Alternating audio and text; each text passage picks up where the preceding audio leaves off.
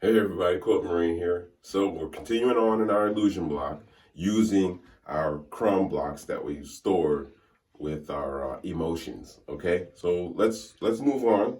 So we made a couple of blocks here with our shadow, right? So I want to show you what I did to make my strips in order to put them together for the quilt. Okay. So I got some just some pieces here because I'm really running out of the red. So I told you in between I went 4.5 inches, right? So I had I did a measurement, all right? After I put on my strips here for my shadows, I have an 8-inch total. So all I did was cut some 8-inch in length by 4.5 in width, and it's all I did, okay? So all I'm gonna do is attach that, right? So right side's facing, right? Right side's facing. I'm gonna take it to the machine here. Okay, so now on these you want to backstitch a little bit. Let's backstitch. All right.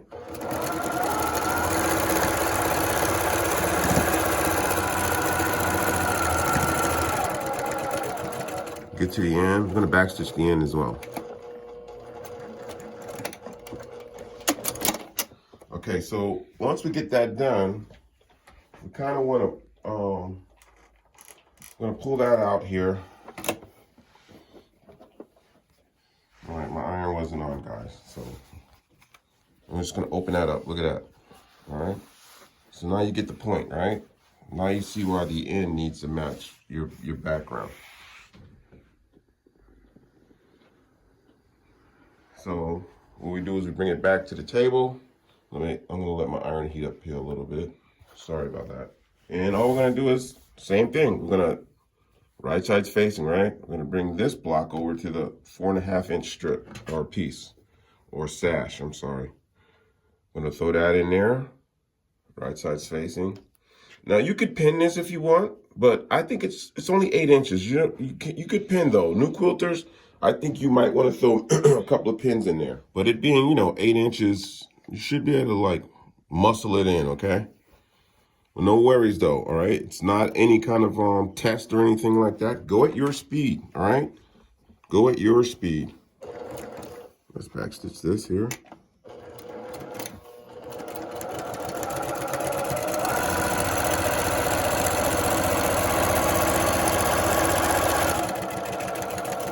All right, I'm gonna backstitch the end here. All right, let's pull this off. Look at that. Okay, so now let's press this. Okay. All right, so something I want to show you, all right, is in between, we're gonna keep going along, right? You get the point, all right, all the way along. So I did five across, okay? So once you get done with 5 across, you're gonna need to attach them together.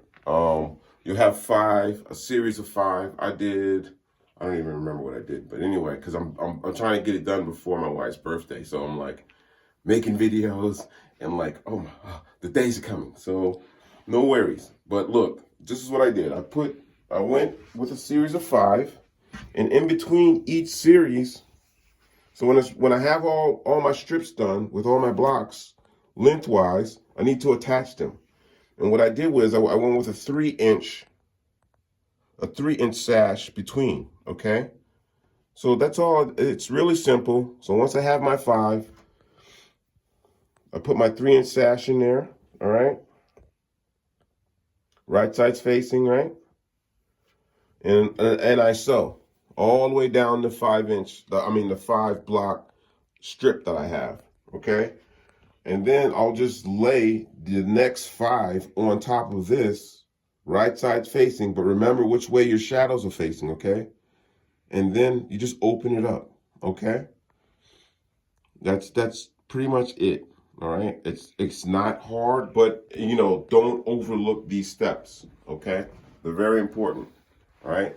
So just so you can see what it looks like, what we have here, the quilt completed. Now, when you you lay out your 5, right? So you can see it, right? And then you lay your 3-inch on top, right? Right side's facing.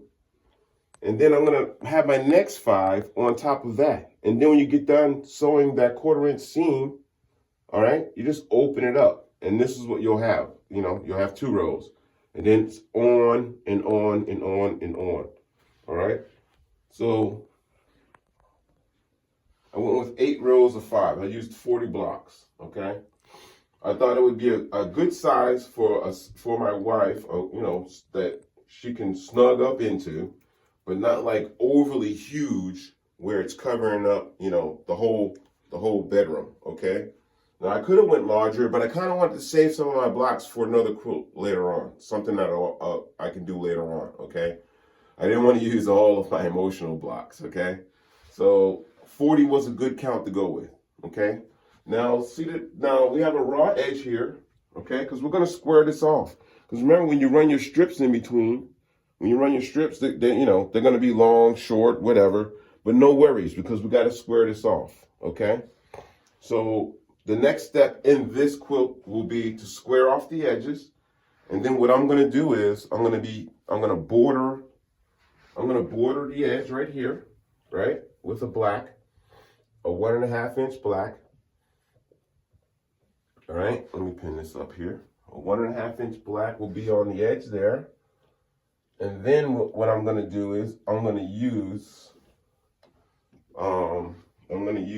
my scrap border. Okay, this will be the scrap border that I use on outside the black. Right.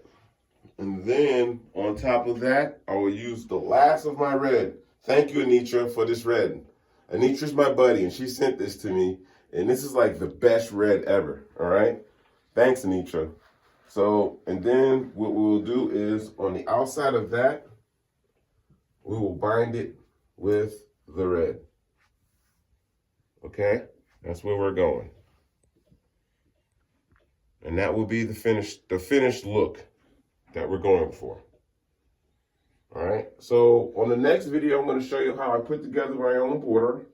It's pretty self-explanatory, but we're going to do it anyway because there's plenty of quilters out there who don't even know what a border is, like I was when I made my grandson's quilt. I was just sewing to be sewing.